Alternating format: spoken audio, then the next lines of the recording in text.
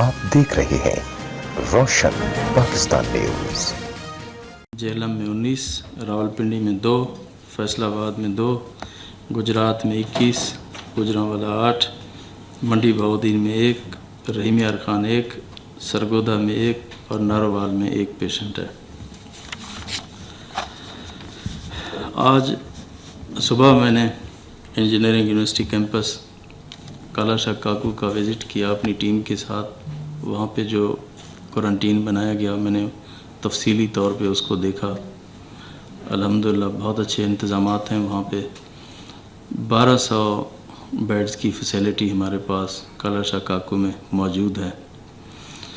इसके अलावा एक अच्छी खबर जो आप लोगों के साथ शेयर करनी है, जो डेरा गाजी खान क्वारंटीन में तकरीबन 800 के करीब जो लोग थे, उनमें इंशाअल्लाह कल 600 लोगों को जो हमारी एडमिनिस्ट्रेशन है इंशाअल्लाह उनको उनके घरों तक पहुंचा के आएंगे। उनके टेस्ट क्लियर हो चुके हैं।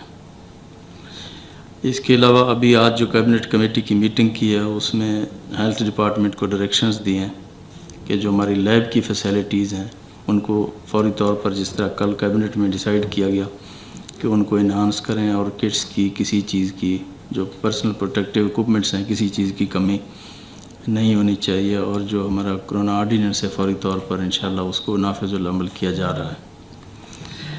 आज हमने जो हमारे जेल्स हैं पंजाब के अंदर, उनमें जो हमारी सिचुएशन है उसको भी हमने ऑब्ज़र्व किया।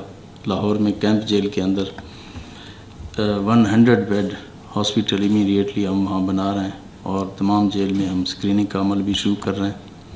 इसके साथ जो लोग जेलों के अंदर हैं उनके लिए भी हम एक समरी डिपार्टमेंट मूव कर रही है, तो जिसमें तकरीबन 3500 के करीब जो लोग हैं उससे मुस्तफ़ीद होंगे और वहाँ से रिहा हो जाएंगे।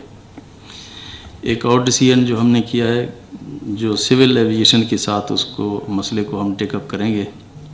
उसमें जो हमारे जो क्रू के लोग हैं, सिविल एविएशन के लोग हैं, तो उनके लिए भी हम सिविल एविएशन को लिख रहे हैं कि उनकी एक लिस्ट फराहम करें। या तो सिविल एविएशन ख़ुद उनकी स्क्रीनिंग करे या फिर पंजाब गवर्नमेंट को हमें लिस्ट प्रोवाइड कर दें ताकि हम उनकी भी स्क्रीनिंग करें, क्योंकि उनका एक्सपीरियर दूसरे लोगों के साथ काफ़ी रहा है। और वेस्ट मैनेजमेंट्स को पूरे पंजाब के अंदर सबको डायरेक्शन भी दी है कि सफाई की सूरत हाल का ख़ास ख्याल रखें। जो इस सूरत हाल में किसी किस्म की प्रॉब्लम नहीं होनी चाहिए। जहाँ तक हमारे फूड चेन की बरकरार रहने की बात है, उस पर भी हमने बात की है। तो उनको बड़े क्लियर डायरेक्शन दिए हैं एडमिनिस्ट्रेशन को कि हमारी फूड चेन किसी भी सूरत डिस्टर्ब नहीं होनी चाहिए। और अल्हम्दुलिल्लाह हमारे पास रिज़र्व स्टॉक्स अवेलेबल हैं, किसी किस्म की कोई प्रॉब्लम नहीं है। इसके ऊपर जो हमारी कमेटी है वो डेली बेसिस पे मीट करेगी और जहाँ प्रॉब्लम आएगी उसको वो हमें बताएंगे उसके ऊपर। एक और डिसीजन जो हमने लिया है, अपने डॉक्टर्स, पैरामेडिक स्टाफ और नर्सेस और जो हमारे फ्रंट लाइन लोग हैं जो कोरोना को डील कर रहे हैं हेल्थ डिपार्टमेंट में या दूसरी जगहों पे, तो उनके लिए स्पेशल रिस्क अलाउंस की हम अप्रूवल आज हमने दी है। उसकी समरी आ रही है। उनको हम एक तनख्वाह के बराबर उनको स्पेशल रिस्क अलाउंस भी देंगे। इसके अलावा मेरी आवाम से भी अपील होगी कि वो हुकूमत के जो इक़दामात हैं उसमें तावन करें और सोशल डिस्टेंसिंग रखें और जो अपने इर्द गिर्द मुस्तहिक अफराद हैं उनका भी खुसूसी तौर पर ख्याल रखें। Thank you very much. जी मैं यहाँ से स्टार्ट करें। जी मैं आपसे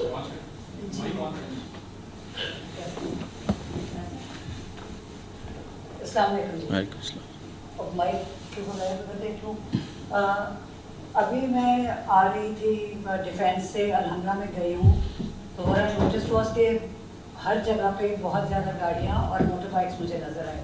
अब ये मोटर बाइक्स वाले मोस्टली वही लोग हैं जिनके काम बंद हुए हैं इस वक्त। अगर वो आप लोगों के लिए काम करते हो तो रोज़ सुबह निकलते दोपहर के 2 बजे के बाद तो उनका सड़कों के ऊपर होना ऑब्वियसली सोशलाइजिंग रीजंस की वजह से हैं। तो आई एम नॉट से कि कर्फ्यू लगा दें जिस तरह इंडिया में लॉकडाउन उन्होंने कर दिया बगैर किसी लाइक उसके बगैर के लोगों को बाहर जाने की इजाज़त ही नहीं है, वो तो होना भी नहीं चाहिए। लेकिन अगर आप लोग इसको इम्पोज नहीं करेंगे, अगर ये इस पर सख्ती नहीं करेंगे कि आई डोंट 2 घंटे सुख समझते हैं, बिकॉज डॉक्टर साहब का जानती हैं जब तक लोगों ने घरों में बंद नहीं होना ये बीमारी तो रुकेगी नहीं। तो अगर लुक इनटू दिस। बिल्कुल जिस तरह आपने कहा है, असल तो इसी तरह होना चाहिए कि तमाम लोगों को रुक जाना चाहिए, लेकिन बहुत सारी रीज़न्स हैं, कुछ एमरजेंसीज़ हैं, कुछ इस तरह से लोग बाहर निकलते हैं और इस तरह से हमने कर्फ्यू भी इम्पोज़ नहीं किया हुआ।